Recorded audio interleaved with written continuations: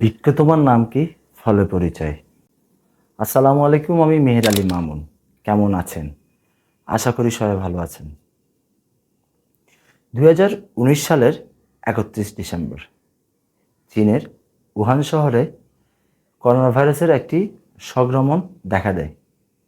তখন বিশ্ব স্বাস্থ্য সংস্থা প্রাতিষ্ঠানিকভাবে সে ভাইরাসটির নামকরণ করে এনসিওভি।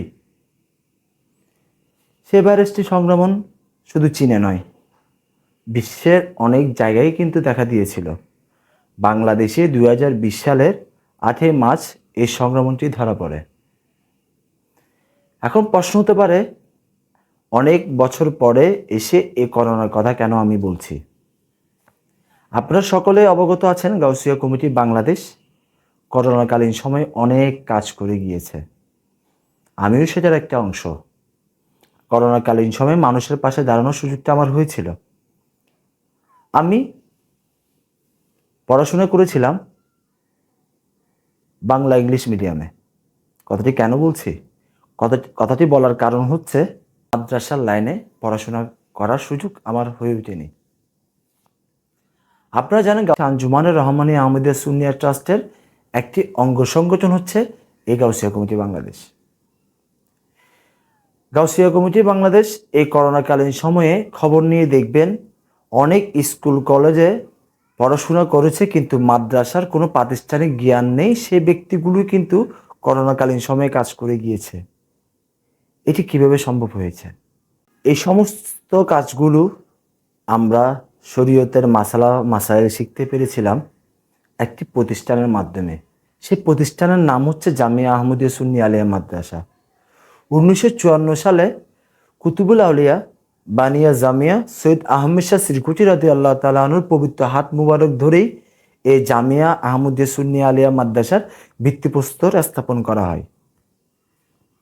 1954 সাল থেকে 2025 সাল পর্যন্ত দীর্ঘ এত সময় ধরে এই মাদ্রাসাটি অনেক কাজ করে গিয়েছেন। কিভাবে কাজ করে গিয়েছেন? এই মাদ্রাসা থেকে অনেক ছাত্র আলেম হয়ে বের হয়েছেন। শুধু আলেম হয়ে মসজিদে বা কোনো মাদ্রাসায় শিক্ষকতা করে তারা বসে থাকেননি।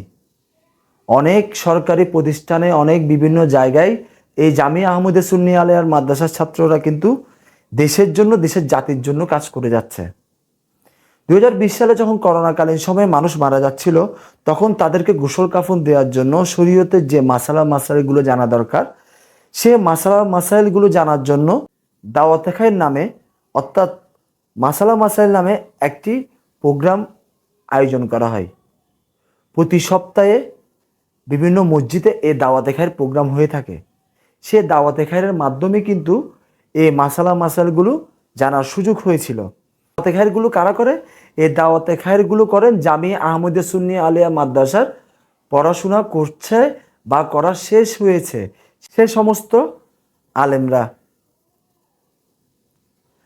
জামিয়া আহমদিয়া সুন্নি আলিয়া মাদ্রাসার যিনি প্রতিষ্ঠা করেছিলেন কুতুবুল আউলিয়া বানিয়া জামিয়া সৈয়দ আহমেদ শাহ শ্রীকুটি রাদিয়াল্লাহু তাআলা আনহু, উনি এই জামিয়া আহমদিয়া সুন্নি আলিয়া মাদ্রাসা প্রতিষ্ঠা করার একটি মাত্র কারণ। সে কারণটি কি?